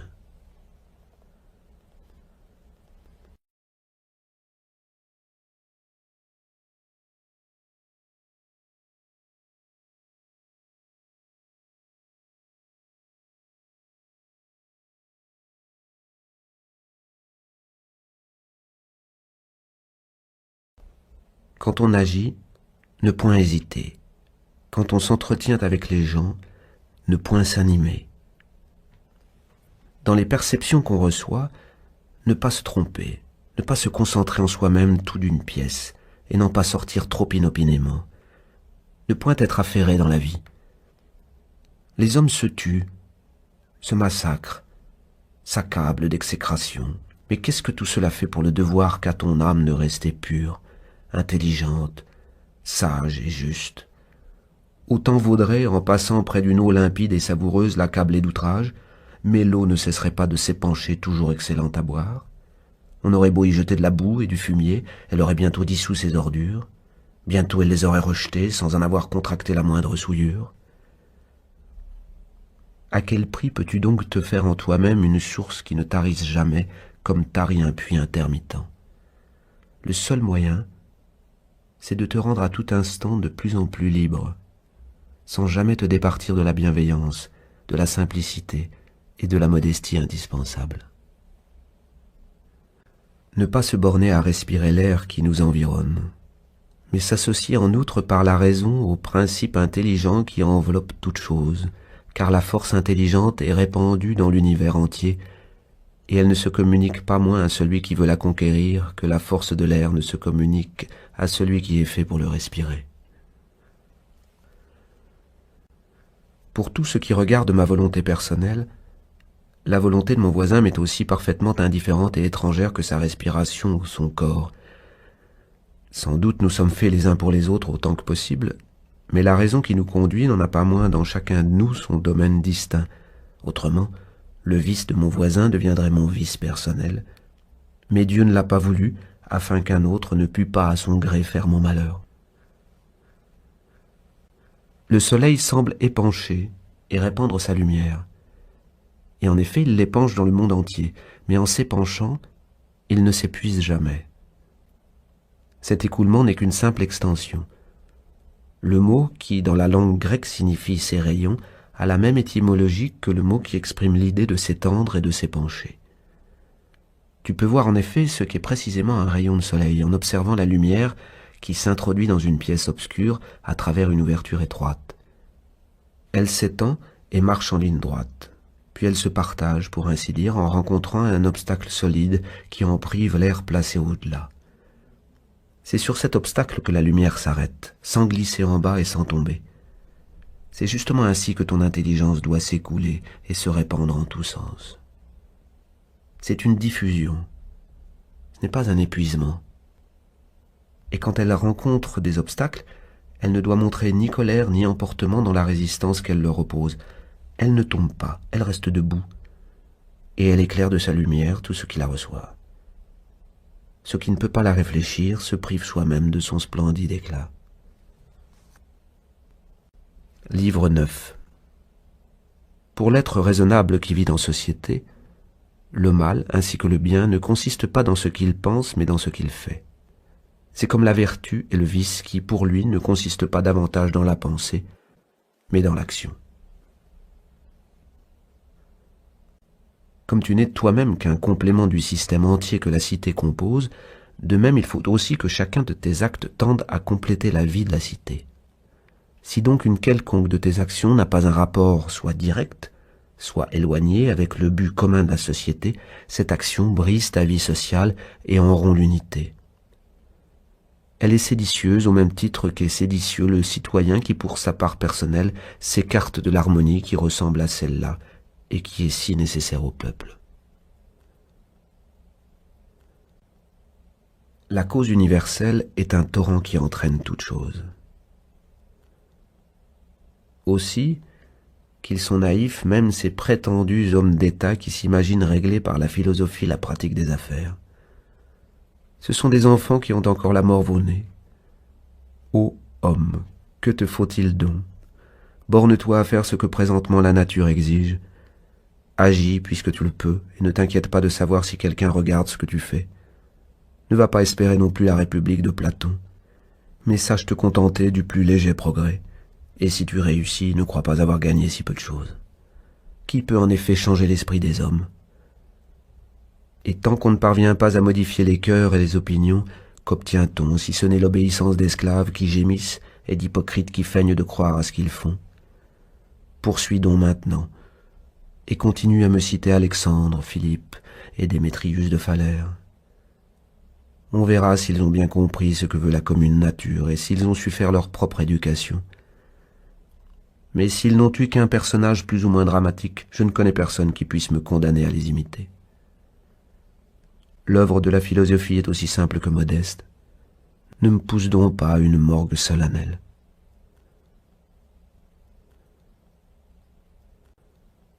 Dans la matière dont tout être est composé, il y a une partie qui se corrompt et se perd, liquide, cendre, os, humeur. Dans un autre genre, les marbres sont les coagulations de la terre, l'or et l'argent y sont des dépôts, des sédiments, les poils des bêtes sont notre vêtement, le sang est de la pourpre, et ainsi de tout le reste. Le souffle même qui nous anime est quelque chose d'analogue, puisque venu de certains éléments, c'est en ces éléments qu'il se change lui-même. Ou bien en ce monde tout vient d'une source unique, qui est intelligente comme en un vaste et unique corps, et dans ce cas une partie n'a pas le droit de se plaindre de ce qui se fait en vue du tout, ou bien il n'est au monde que des atomes, et il n'y a jamais que leur concours fortuit ou leur dispersion. Dès lors, pourquoi t'émouvoir et te troubler? Tu n'as qu'à dire à l'âme qui te gouverne, tu es morte, tu es perdue et détruite, tu n'es que déception. Tu es à l'état des brutes, comme elle, tu te réunis en troupe et tu te repais comme elle. Livre 10.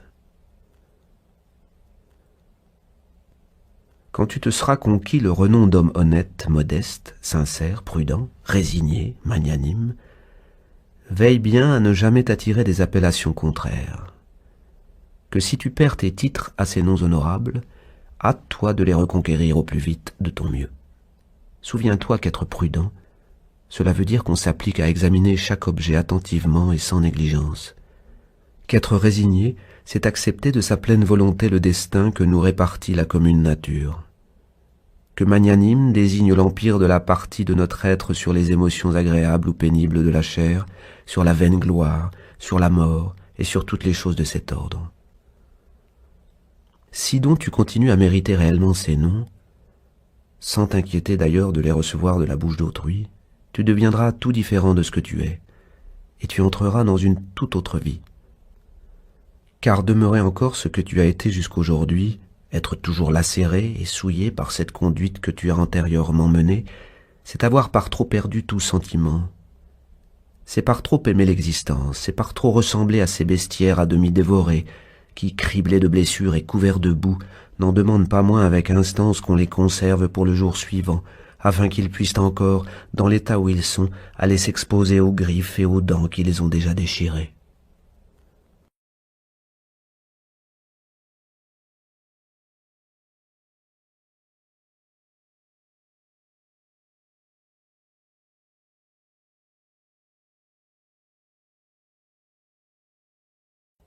Affermis-toi donc dans la possession de ces quelques noms honorables, et si tu peux rester sur ce ferme terrain, reste-y comme si tu avais le bonheur d'avoir été transplanté dans les îles des bienheureux. Si tu vois que tu en sors et que tu n'es plus de force à y demeurer, aie alors le courage de te retirer dans quelque lieu écarté où tu pourras redevenir ton maître et recouvrer tes forces. Sinon, sors définitivement de ce monde, non pas dans un accès de fureur, mais au contraire avec simplicité, avec ta liberté entière, modestement, et n'ayant fait de bien qu'une seule chose dans ta vie, à savoir d'en être sorti de cette façon.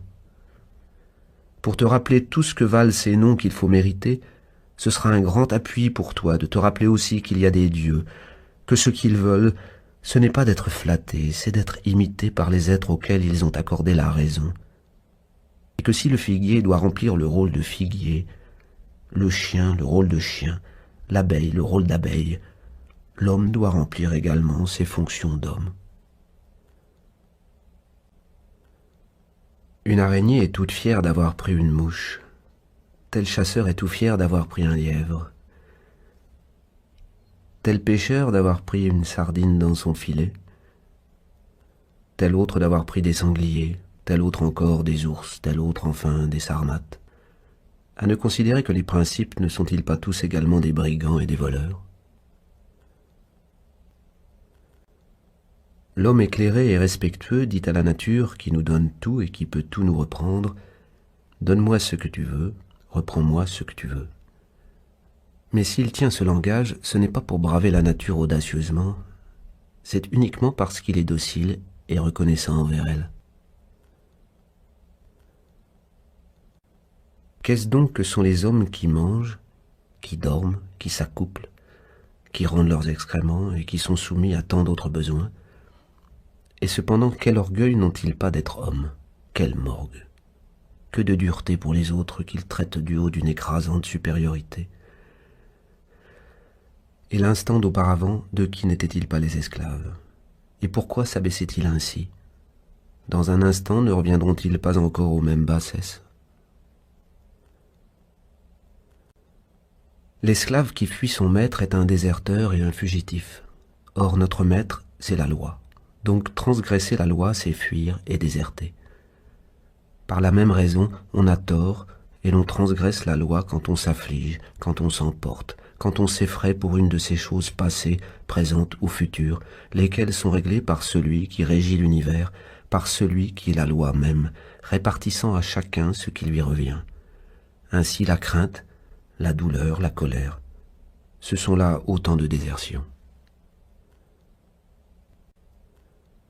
La semence, une fois versée dans l'organe qui la doit recevoir, le père disparaît. Pour ce qui se développe ensuite, c'est une autre cause qui, recevant ce germe, élabore et parachève l'enfant. Quel début! Quel progrès! Puis l'enfant absorbe de la nourriture qui passe par sa bouche. Et pour ce qui va suivre encore, c'est également une autre cause qui, recevant ses premiers matériaux, produit la sensibilité, les passions, en un mot, la vie, avec les forces et toutes les facultés qui la composent. En quel nombre? Avec quelle énergie? Contemplons ce qui se passe dans ces profondes ténèbres, voyons la force qui produit ces merveilles, ainsi que nous voyons la force qui précipite les corps en bas ou qui les fait monter en haut. Certes, ce n'est pas l'affaire de nos yeux, mais le fait n'en est pas moins d'une évidence éclatante. Représente-toi bien qu'un homme qui s'afflige de quoi que ce soit ou qui se révolte contre les choses ressemble à un de ces pourceaux traînés au sacrifice qui regimbent en grognant. C'est l'image de celui qui, couché sur son lit solitaire, se plaint en secret du destin qui nous enchaîne. Dis-toi bien aussi que le privilège de l'être doué de raison, c'est d'obéir de son plein gré aux événements, tandis que pour tous les autres êtres, y obéir purement et simplement est une absolue nécessité. Lorsque tu t'offusques de la faute de quelqu'un, fais un retour sur toi-même et pense un peu aux fautes analogues que toi aussi tu commets. Par exemple, quand tu fais trop de cas de l'argent, du plaisir, de la vaine gloire et de tant d'autres objets qui ne valent pas mieux. Si tu t'attaches à cette réflexion, tu auras bien vite oublié ton irritation et tu te diras « Il y était forcé. Que pouvait-il faire ?» Ou bien même, si tu le peux, délivre le malheureux de la contrainte qu'il subit. Quand tu vois Satyron, pense à un philosophe socratique, ou à Étiquès, ou à Hymen. Quand tu vois Euphrate, pense à Eutychion, à Sylvanus. Quand c'est Alciphron, pense à Tropéophore. En voyant Xénophon, pense à Criton ou à Sévérus. Enfin, en regardant à toi-même, reporte ta pensée sur un des Césars. En un mot, dans chaque cas qui se présente, fais une comparaison analogue, puis adresse-toi cette question. Et tous ceux-là, où sont-ils? Nulle part en ce monde, ou bien ils sont n'importe où. En te mettant sans cesse à ce point de vue, tu comprendras que les choses humaines ne sont que fumée et que néant.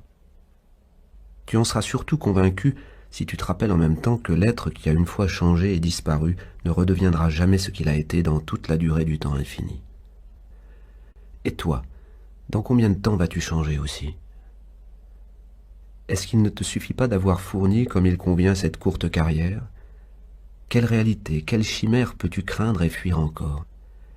Qu'est-ce en effet que tout cela, si ce n'est une suite d'exercices pour la raison, appréciant nettement et par l'étude exacte de la nature ce que valent les choses de la vie?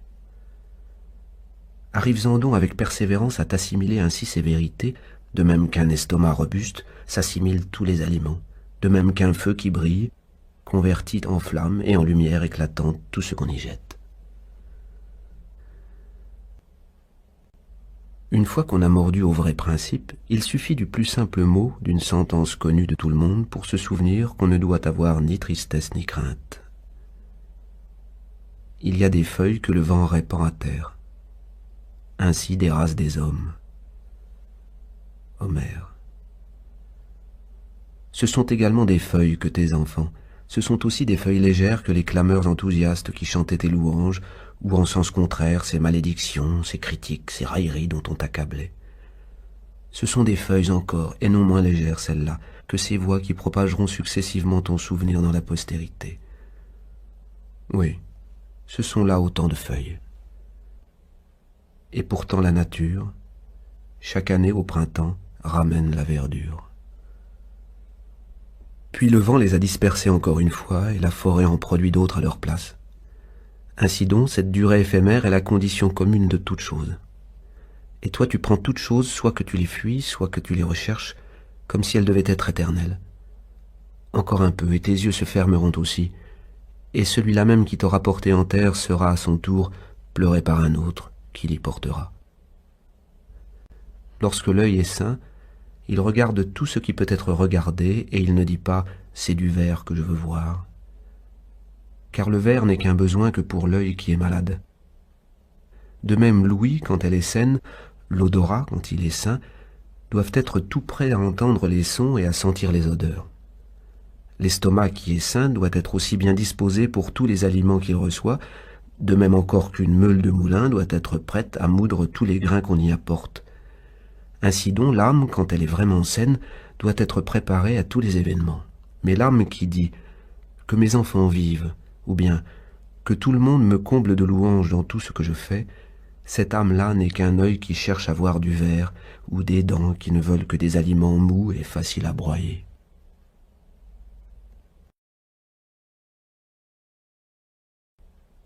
Il n'est personne qui soit assez heureux pour n'avoir point auprès de soi, quand il meurt, des gens prêts à prendre assez tranquillement le mal qui lui arrive.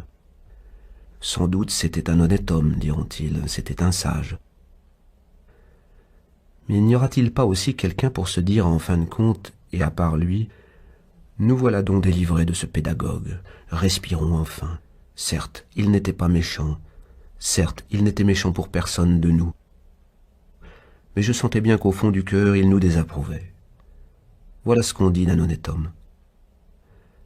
Mais nous autres, combien de motifs ne fournissons-nous pas à ceux qui en grand nombre voudraient être débarrassés de nous? C'est là ce qu'on doit penser à son lit de mort, et la réflexion suivante te fera quitter la vie plus aisément. Je sors de cette vie où même mes associés de route, pour qui j'ai tant lutté, fait tant de vœux, pris tant de peines, désirent malgré tout cela que je m'en aille, espérant que ma mort leur procurera peut-être une facilité quelconque de plus. Quel motif pourrait donc nous faire souhaiter de demeurer plus longtemps ici-bas? Toutefois ne va pas en partant montrer moins de bienveillance pour eux, conserve à leur égard ton caractère habituel, reste affectueux, indulgent, doux, et ne semble pas avoir l'air d'être éconduit. Mais de même que, quand on a une mort facile, l'âme s'exhale aisément du corps, de même il faut que tu prennes congé de tes semblables avec une inaltérable sérénité. Car c'est la nature qui avait formé ton lien avec eux et qui le rompra. Mais voici qu'elle le rompt. Eh bien, je me sépare d'amis qui me sont chers, sans qu'on ait besoin de m'arracher d'au milieu d'eux, et sans qu'il faille me faire violence, car cette séparation même est une chose qui n'a rien que de conforme à la nature. Livre 11. Tu tiendrais bien peu de compte d'un chant délicieux, d'une danse élégante ou de tous les exercices du pancrace, si tu décomposais cette voix harmonieuse en chacun des sons successifs qu'elle a produits, et si à chacun d'eux pris isolément, tu te demandais s'il te charme encore, car ton sentiment serait bien retourné par cette épreuve. Même effet pour la danse si tu la décomposais en chaque mouvement, en chaque attitude, et de même aussi pour les exercices gymnastiques. Ainsi donc, et d'une manière générale, sauf la vertu et tout ce qui vient d'elle, tu dois courir sur les détails, et en les divisant, arriver à en faire bien peu de cas. Tu peux appliquer cette même règle à la vie tout entière. Que doit être l'âme qui sait être toute prête au moment où, nécessairement délivrée du corps, notre être doit enfin s'éteindre ou se disperser ou subsister éternellement? Quand je dis que l'âme est prête, j'entends que cette fermeté doit venir de notre propre jugement et sans être la suite d'une injonction étrangère comme pour les chrétiens. Il faut que ce soit un acte réfléchi, grave et assez sérieux pour provoquer l'imitation et la foi des autres sans aucune prétention dramatique. Le premier objet que la tragédie se soit proposé en nous mettant sous les yeux les événements de la vie, ce fut de nous rappeler que ces événements sont bien en effet dans la nature telle que la scène nous les montre, et que ce qui nous charme au théâtre ne doit pas nous accabler sur une scène plus grande. C'est qu'en réalité les choses doivent nécessairement se passer ainsi, et que ceux-là même les subissent comme les autres qui s'y crient le plus fort. Hélas, Cithéron, ô Cithéron. Les poètes tragiques ont parfois des sentences bien justes. Celle-ci, par exemple.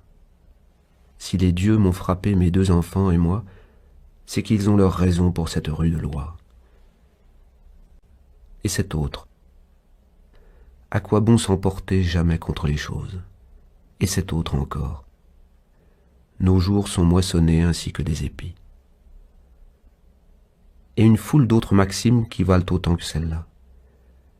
Après la tragédie fut inventée la comédie ancienne qui ne laissa pas de contribuer à l'instruction des hommes par sa franchise et de rabattre les vanités par la rudesse même de ses critiques. Aussi Diogène lui fit-il quelques emprunts. À la comédie ancienne succéda la comédie moyenne et enfin la nouvelle qui peu à peu dégénéra jusqu'à ne plus rechercher que l'art de la pure imitation. Réfléchis à ces détails, car il faut reconnaître que dans tous ces poètes, il y a plus d'une bonne chose. Mais au fond, quel est le véritable but que s'est proposé tout ce développement de la poésie et de l'art dramatique? Un rameau qui est détaché du rameau voisin ne peut pas ne pas être détaché de l'arbre tout entier. Tel est l'homme qui, en se séparant d'un seul autre homme, s'est détaché en même temps de la communauté entière. C'est une main étrangère qui coupe la branche, tandis que c'est l'homme qui se sépare lui-même de son prochain, qu'il déteste et qu'il fuit, sans se douter que, du même coup, il se retranche lui-même de toute la cité. Cependant Jupiter, qui a constitué l'association des hommes entre eux, nous a octroyé ce précieux don, à savoir que nous pouvons nous rattacher de nouveau à notre voisin et redevenir encore une partie intégrante de l'ensemble. Mais si cette séparation se répète souvent, elle rend pour le membre qui s'était isolé la réunion plus difficile ainsi que la réconciliation.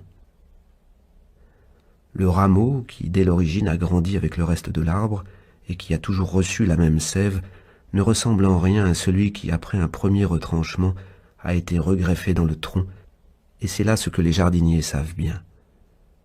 On est donc tenu de pousser tous ensemble, si ce n'est de penser tous de la même façon.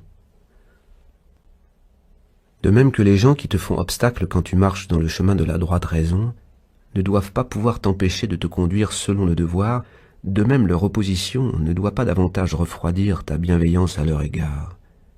Il y a ici deux choses dont il faut également te préserver. La première, c'est de te laisser ébranler en rien dans ton jugement ou dans tes actes. Et la seconde, c'est de rien perdre de ta bonté, même envers ceux qui essaient de t'arrêter ou qui te causent un déplaisir quelconque. Il y aurait égale faiblesse, soit à t'emporter contre eux, soit à renoncer à ce que tu veux faire et à céder sous le coup que tu reçois. C'est déserter également le devoir que d'avoir peur dans un cas et dans l'autre cas de prendre en aversion quelqu'un dont la nature même a fait notre parent et notre ami. Quelle perversité et quelle hypocrisie de dire « J'ai pris la résolution d'en agir franchement avec vous ». Homme, que fais-tu? Supprime ce préambule. Ton intention se verra de reste. Avant même que tu aies parlé, ce que tu vas dire doit se lire sur ta figure. Tu es dans cette disposition à son égard. Il le voit sur le champ dans tes yeux. Comme entre amants, celui qui est aimé connaît dans un coup d'œil toutes les pensées de sa maîtresse. En un mot, l'homme simple et bon doit toujours être à peu près comme celui qui a de l'odeur. On le sent en s'approchant de lui, qu'on le veuille ou qu'on ne le veuille pas. L'affectation de la franchise est une dague cachée, et rien n'est plus laid qu'une amitié de loup. Fuis-la plus que tout au monde. L'homme bon, simple, bienveillant, porte ses qualités dans ses regards, et personne ne s'y trompe. Premièrement, quelle est ma position à l'égard des autres hommes? Nous sommes faits certainement les uns pour les autres, mais sous un autre rapport. Je suis né pour être à leur tête comme le bélier est à la tête des moutons et le taureau à la tête de son troupeau. Part encore de ce principe plus élevé que si ce ne sont pas les atomes qui gouvernent l'univers, c'est la nature. Ce principe admis, il en résulte que les êtres inférieurs sont faits pour les êtres supérieurs et que ces derniers sont faits réciproquement les uns pour les autres. Secondement, examine ce que sont les hommes dans tous les détails de la vie, à table, au lit, etc. Rends-toi compte surtout des nécessités que leur imposent certaines idées et vois avec quel orgueil ils font tout cela. Troisièmement, dis-toi toujours que si les hommes se conduisent bien, il n'y a point apparemment à leur en vouloir et que s'ils se conduisent mal, il est clair qu'ils le font sans intention et par pure ignorance. Car de même qu'il n'est pas une âme qui se prive de la vérité autrement que contre son propre gré, de même il n'en est pas non plus qui se prive volontairement de traiter chacun selon son mérite. C'est là ce qui fait que les gens se révoltent quand on les traite d'injustes, d'ingrats, d'avares, en un mot, quand on leur reproche quelques méfaits à l'égard de leur prochain. Quatrièmement, il faut bien t'avouer aussi que tu n'as pas laissé de commettre personnellement des fautes nombreuses, que sous ce rapport tu ressembles au reste des hommes et que, si tu évites des fautes d'un certain genre, tu n'en as pas moins la disposition qui les fait commettre, ne t'abstenant souvent de délits pareils que par lâcheté, par crainte de l'opinion ou par suite de toute autre faiblesse qui ne vaut pas mieux. Cinquièmement, tu ne sais même pas très précisément si les gens sont en faute, car il y a une foule d'actes qui se font par de très bons motifs et en général, on doit prendre bien des informations avant de pouvoir rien dire de fondé sur la conduite des autres. Sixièmement, de répéter quand tu ressens une colère ou une souffrance trop vive que la vie de l'homme ne dure qu'un instant et que dans quelques jours, nous serons tous dans la tombe. Septièmement, que ce ne sont pas à vrai dire les actes des hommes qui nous choquent, puisque ces actes ne sont réellement que dans leur esprit, mais ce qui nous émeut, ce sont les idées que le nôtre s'en fait. Supprime donc ces idées. veuille effacer le jugement qui attachait tant de gravité à la chose dont tu te plains, et du même coup, voilà ta colère partie. Mais comment supprimer cette idée? En te disant après réflexion qu'il n'y a pas là pour toi la moindre honte, et que, s'il y avait autre chose que le mal de honteux dans le monde, tu aurais nécessairement commis toi-même bien des crimes, et que tu serais une sorte de brigand couvert de tous les méfaits. Huitièmement, combien les emportements et la douleur que nous ressentons à l'occasion de ces actes sont plus pénibles que ne le sont ces actes eux-mêmes, qui nous causent tant de dépit et tant de peine. Neuvièmement, que la bonté est chose invincible pourvu qu'elle soit réelle et qu'elle ne soit ni fardée ni fausse. Que peut faire le plus violent des hommes si tu conserves toute ta bonté à son égard, si dans l'occasion tu l'avertis doucement et qu'au moment même où il essaie de te faire du mal, tu lui adresses sans te fâcher cette leçon? Ne fais pas cela, mon ami, la nature veut de nous tout autre chose. Ce n'est point à moi que tu feras tort, c'est à toi seul, mon ami. Puis montre-lui par une comparaison frappante et toute générale qu'il en est bien comme tu le dis et que les animaux mêmes qui vivent en société, comme les abeilles, ne font pas ce qu'il se permet. En lui donnant ce conseil, n'est dans ton cœur aucun sentiment d'ironie ou d'insulte. Agis avec une affection véritable et sans la moindre rancune, sans prendre le ton d'un pédagogue à l'école et sans chercher à briller aux yeux des assistants.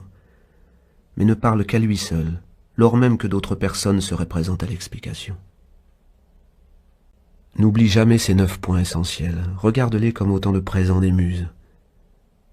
Commence enfin à être homme et reste-le jusqu'à la fin de tes jours. Mais si tu te gardes de t'emporter contre tes semblables, aie un soin égal de ne pas les flatter. Ces défauts sont tous les deux contraires au bien de la communauté et aussi nuisibles l'un que l'autre. Quand on va se mettre en colère, il faut se dire que l'emportement n'est pas digne d'un homme et que la douceur et la bonté, de même qu'elles sont plus humaines, sont en même temps plus viriles. Que ce sont elles qui témoignent de la force, de la vigueur et du courage, et que ce ne sont pas du tout la colère et la mauvaise humeur, car plus l'attitude se rapproche de l'impassibilité, plus elle se rapproche aussi de la force. Si la douleur est un signe de faiblesse, la colère en est un signe non moins certain. Dans les deux cas, on est blessé, et l'on se rend à l'ennemi. Si tu le veux bien, reçois de la main du chef des muses un 10e présent que voici. C'est que prétendre empêcher le mal que font les méchants est une folie, car c'est désirer l'impossible. Mais leur concéder de faire du mal aux autres et prétendre qu'ils ne vous en feront pas à vous-même, c'est un acte déraisonnable qui ne va qu'à un tyran. Voici 4 erreurs de ton guide, de ta raison, contre lesquelles tu dois surtout te prémunir par une vigilance constante et que tu dois effacer en toi dès que tu les surprends en te faisant les objections suivantes. L'idée que j'ai en ce moment n'est pas indispensable. L'acte que je vais faire est de nature à relâcher les liens de la communauté. Ce que je vais dire n'est pas ma pensée. Regarde en effet comme une des plus énormes fautes de parler contre ta conscience. Enfin, une 4e erreur que tu peux avoir à te reprocher, c'est que l'acte dont il s'agit soit le fait d'un homme qui se laisse vaincre et qui soumet lâchement la plus divine partie de son être à la portion la moins précieuse, à la portion mortelle de son corps, et aux voluptés grossières que le corps exige. Les pythagoriciens nous conseillent de lever les yeux au ciel dès le point du jour pour réveiller en nous la pensée de ces grands corps qui parcourent éternellement la même carrière et qui remplissent leurs fonctions avec une régularité parfaite. C'est se rappeler en même temps la pureté et la vérité nue, car les astres n'ont pas de voile qui les cache. Livre 12. Dieu voit les âmes toutes nues, et dépouillées de ces enveloppes charnelles, de ces feuillages et de ces impuretés qui les cachent. C'est par son intelligence toute seule que Dieu touche aux seuls êtres qui soient émanés de lui pour s'écouler et descendre dans leurs conditions actuelles. Si tu parviens en ceci à imiter l'exemple de Dieu même, tu te débarrasseras de bien des agitations qui te déchirent. Car celui qui ne tient pas compte de cette masse de chair où il est plongé ne s'inquiétera guère à plus forte raison d'un vêtement, d'une maison, de la renommée qu'il peut avoir, ni de tout ce vain attirail et de toute cette mise en scène. 3 éléments entrent dans la composition totale de ton être. Le corps, le souffle de vie qui t'anime, et l'intelligence. De ces 3 éléments, 2 te regardent bien, en ce sens que c'est à toi d'en prendre soin. Mais en vérité, il n'y a que le 3e qui soit réellement tien. Si tu sais écarter loin de toi, je veux dire de ta pensée, tout ce que font les autres hommes, tout ce qu'ils disent, si même tu en écartes tout ce que personnellement tu as pu faire jadis, ou tout ce que jadis tu as pu dire, tout ce qui te trouble dans l'avenir, tout ce qui ne concerne que le corps qui t'enveloppe et le principe de vie que tu as reçu à ta naissance, sans que tu y sois pour rien, tout ce que roule à l'extérieur le tourbillon dont les flots t'environnent, de telle manière que la force intelligente, dégagée de l'empire du destin, pure et libre, vive de son propre fond, pratiquant la justice, acceptant tout ce qui lui arrive et ne disant jamais que la vérité. Si, dis-je, tu isoles de ton esprit ainsi disposé toutes les relations du corps dont il subit le contact, du temps qui doit suivre, du temps qui a précédé, tu deviendras, comme le dit Empédocle, un sphérus arrondi, goûtant son fier repos. Et enfin, si tu t'appliques à ne vivre que là où tu vis, c'est-à-dire dans le présent, à ces conditions, tu pourras jusqu'à la mort passer ce qui te reste d'existence sans trouble, avec dignité, en un constant accord avec le génie qui te gouverne. Bien souvent, je me suis demandé, non sans surprise, comme il se peut que chacun de nous, tout en se préférant au reste des êtres, fasse pourtant moins de cas de sa propre opinion sur lui-même que de l'opinion des autres. Si un Dieu veillant sur nous, ou un maître plein de sagesse, nous prescrivait de ne concevoir aucune pensée, de ne faire aucune réflexion sans l'exprimer à l'instant même où nous l'aurions dans l'esprit, nous serions incapables de supporter cette contrainte un seul jour.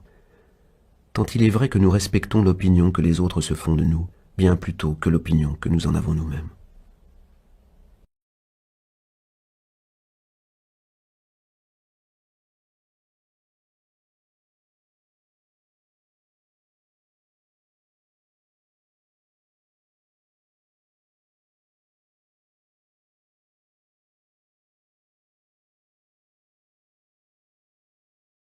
Comment est-il possible de concevoir que les dieux, qui ont ordonné si bien les choses et avec tant d'amour pour l'humanité, n'aient oublié qu'un seul point, à savoir que ces quelques hommes qui ont été complètement bons, qui furent en quelque sorte presque toute leur vie en commerce étroit avec la divinité, qui sont entrés le plus avant dans sa familiarité par leurs œuvres saintes et par leurs pieux sacrifices, ne reviennent plus à la vie une fois qu'ils sont morts et qu'ils s'éteignent à jamais.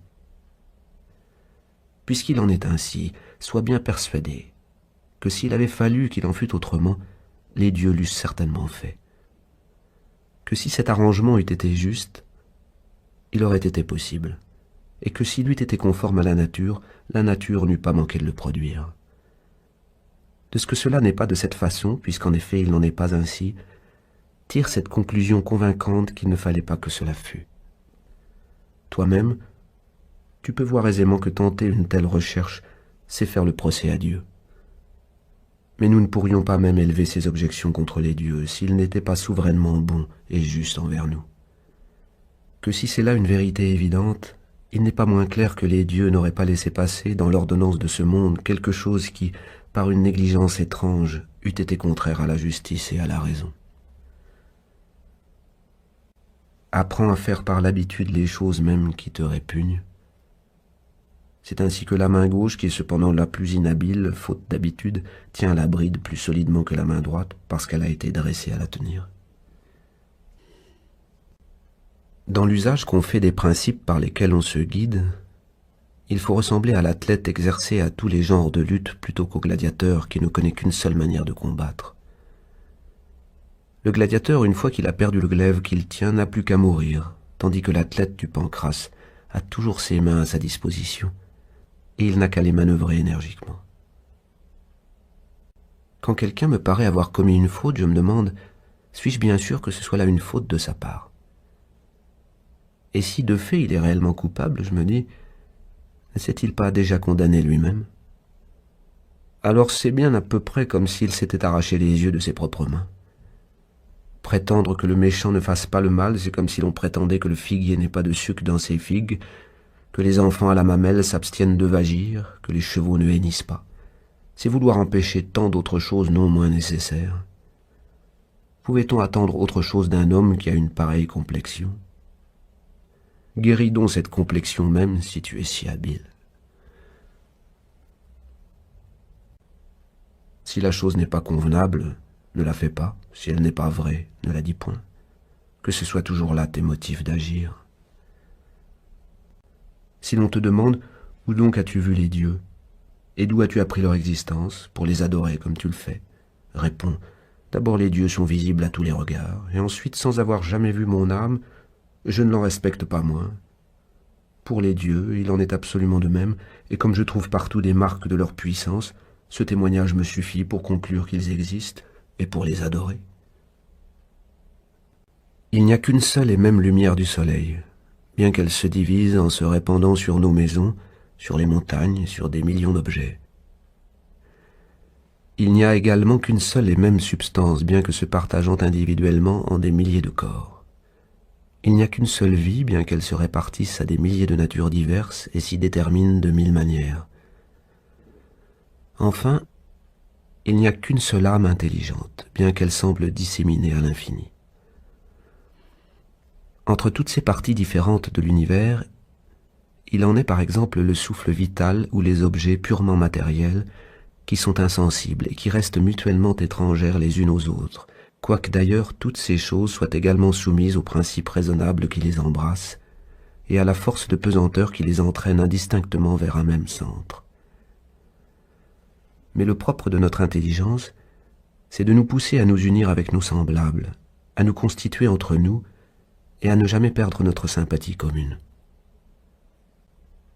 Quand on ne trouve bon que ce qui vient en son temps, quand on regarde comme parfaitement égal d'accomplir un nombre plus grand ou un nombre moindre d'actions conformes à la droite raison, quand on ne met nul intérêt à voir le monde plus ou moins longtemps, quand le cœur est ainsi dispersé, quand le cœur est ainsi disposé, la mort n'a plus rien qui puisse nous inspirer de crainte. Ô homme, tu as été le citoyen de cette grande cité. Que t'importe de l'avoir été 5 ans ou seulement 3? La règle qui est conforme aux lois est égale pour tous. Dès lors, quel mal y a-t-il à ce que tu sortes de la cité, d'où t'éloigne non point un tyran, non point un juge inique, mais la nature même qui t'y avait introduit? Ce n'est qu'un acteur quittant la scène quand il reçoit congé du chef de la troupe qui le commandait. Mais je n'ai pas joué mes 5 actes, je n'en ai joué que 3. Tu les as bien joués. Et dans la vie, parfois, la pièce est complète avec 3 actes seulement, car celui-là marque le terme où tout est accompli, qui naguère avait décidé que des éléments seraient combinés, et qui décide aujourd'hui qu'ils seront dissous. Quant à toi, tu n'es pour rien, ni dans un cas ni dans l'autre. Pars donc le cœur serein, car celui qui te délivre est plein d'une bienveillante sérénité.